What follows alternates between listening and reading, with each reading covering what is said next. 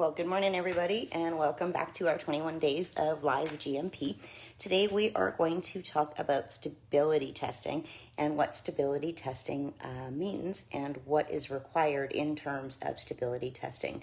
So every manufacturer and every importer has to determine the time that after being packaged and for sale, their product is going to be healthy and safe and comply with its specifications. So it needs to be stored under recommended storage conditions, and it needs to be stored at specific temperatures.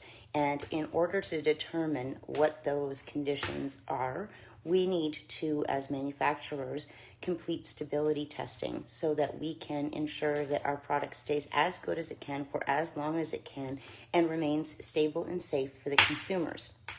So to meet those requirements, manufacturers and importers of finished NHPs have to ensure the following where applicable, according to Health Canada.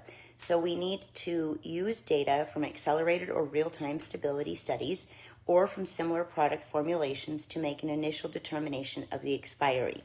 So I know we've talked about stability a little bit before, and one of the big parts of stability is being able to have the raw material information from your suppliers. So your product is only going to be good for as long as the shortest expiry time of the raw materials within your product. So if you have 5 different oils and or butters, and some of them are 3-year expiry, and some of them are 2-year expiry, and one of them is 1-year expiry, that means the total of your manufactured product is only going to be good for 1 year expiry. Now we need to be able to provide those raw material specifications to Health Canada if ever we're called upon to determine why we set an expiry as we did. So next we will chat about where are we here? So we're providing the data and the rationale to ensure that each finished product meets the label claims for expiry dates. That's part 2 of what we were just talking about. We need to ensure that the lot and the number and the expiry date, that's especially important, are on all of your packaging and labeling of your finished products. And we need to ensure that we have checked to make sure there is no deterioration of the packaging materials or the product. And we can do that through things like dip slides, like freeze testing, like high temperature testing.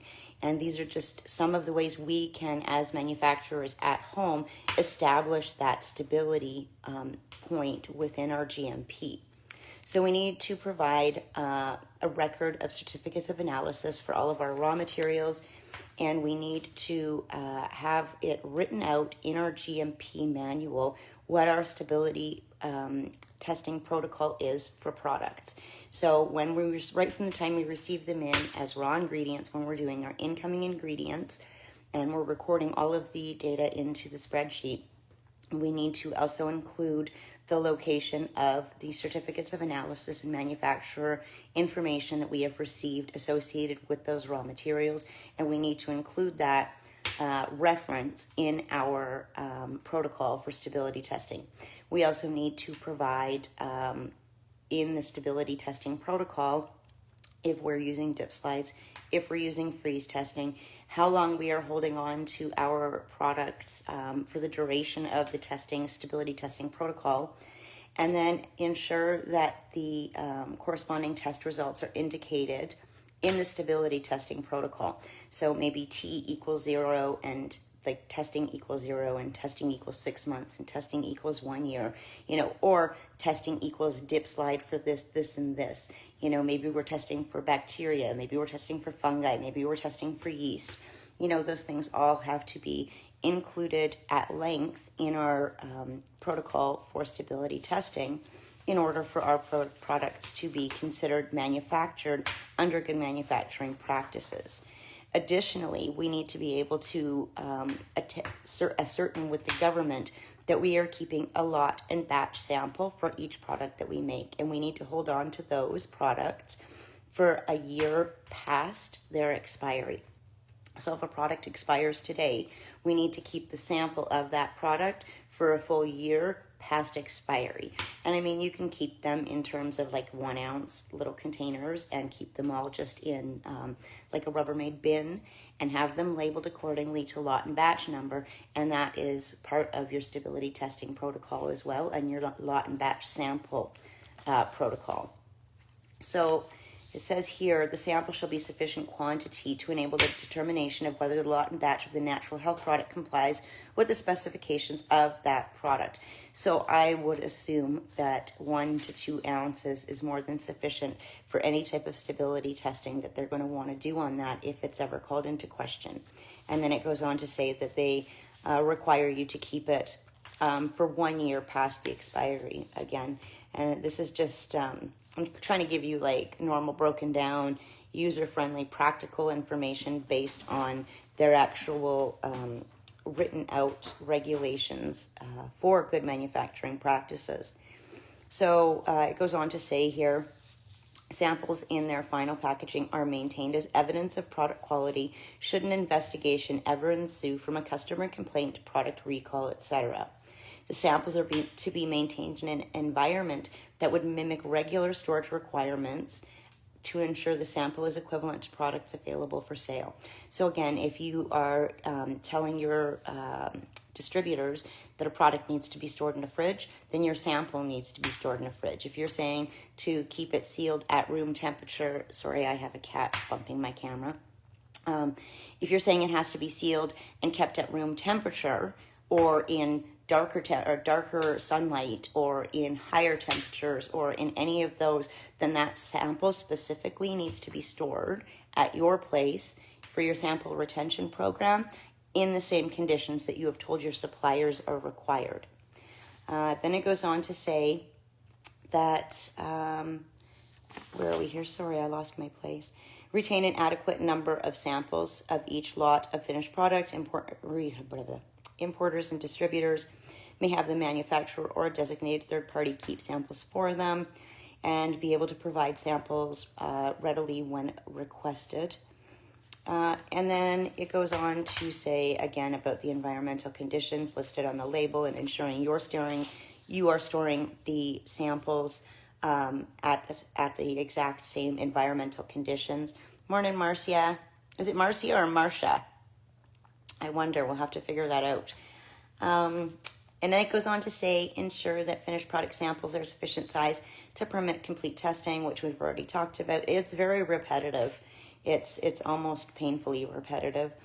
And then it does go on to say that you can apply for a special permit to store your samples off-site.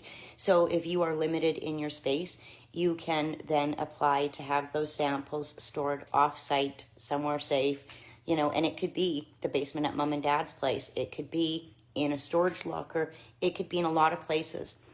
So long as you have, supplied Health Canada with that location, and so long as you can ensure that your products are being stored in the same manner as they would be stored for a supplier. That's what they're really interested in. Then it gets into saying you need to list all samples being held, including product name and lot number. So that, again, is the required record-keeping portion. And then it gets into the standard operating procedures and that you need a description, an SOP, or a record confirming that samples are held and maintained for at least 1 year past the product expiration date. And that basically is what is considered your sampling protocol and your stability testing protocol for your good manufacturing practices. So it's a combination of practical day-to-day, sampling and saving of those samples, and it's a portion of the required record keeping for those samples, and then of course the written process for the stability testing and the sampling retention as part of your GMP and as part of your SOP. And so all of those things work together to provide evidence to Health Canada that you do indeed have the stability testing protocol in place and you do have the sampling retention process in place. And so those are two of the, I guess it's smaller in terms of the discussion required, and it's also smaller in terms of the required record keeping. I guess it's not as elaborate as some of the other required record keeping, but equally as important, even though it's a smaller portion of the regulation. And so those are our two minor mini topics, if you will, for today. And if you guys have any questions on that at all, drop it down below in the comments.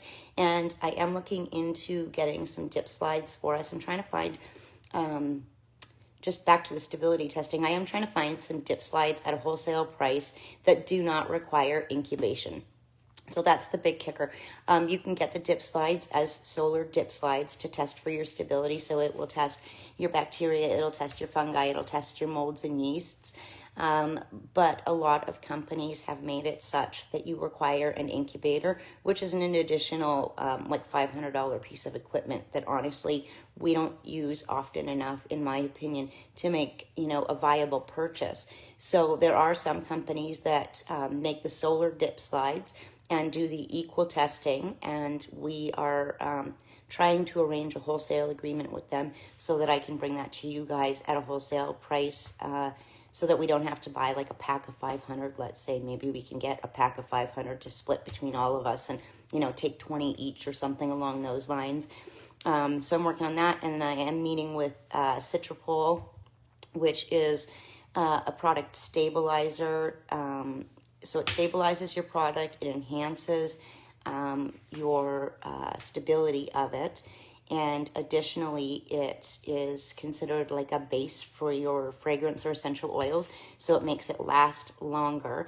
And lastly, it's very similar to silk in the sense that it adds a really silky soft texture, and it's really yeah, it's a beautiful, it's like if you've ever worked with foaming silk, it's like that, minus the foam, and it is all natural. And then it has all these other boosts in it, basically, to make it a really fantastic product. So I ordered some samples of it, and I absolutely love it.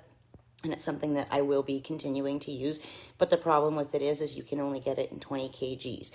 And so I'm trying to, like I said, make arrangements with some of these companies to get wholesale agreements in place so that we can work within the Canadian Makers Corner to take smaller orders on these products for small manufacturers so that we can still have access to the same quality and same, I guess, ability to work in the same conditions and to make the same quality products based on the raw material that right now is really just not a viable purchase for a lot of us because they sell it in such a large bulk amount. So working on that. I am working also, I don't know if you guys saw earlier, I was chatting with Shannon in some of the comments. I do have a lady who is going to come on and interview and do a webinar for insurance.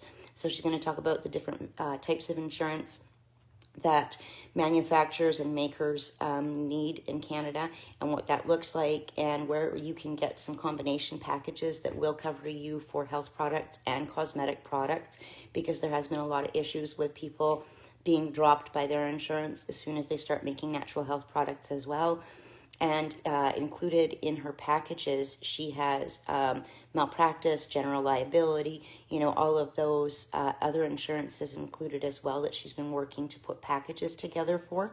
So we are going to do an interview with her. We're going to do a webinar one evening, and I will drop like a poll into the comments this week sometime to find out which evening would be best for all of you and what time frame works, because I know we're all scattered across Canada, so our time frame is all a little bit different. So that's what's up and coming. We've got a couple more days left with the GMP, and then we will be moving on to a whole bunch of other new information. And it's been great chatting with you today. I hope you all have a fantastic week wherever you are, and we will chat with you guys all tomorrow. Bye for now.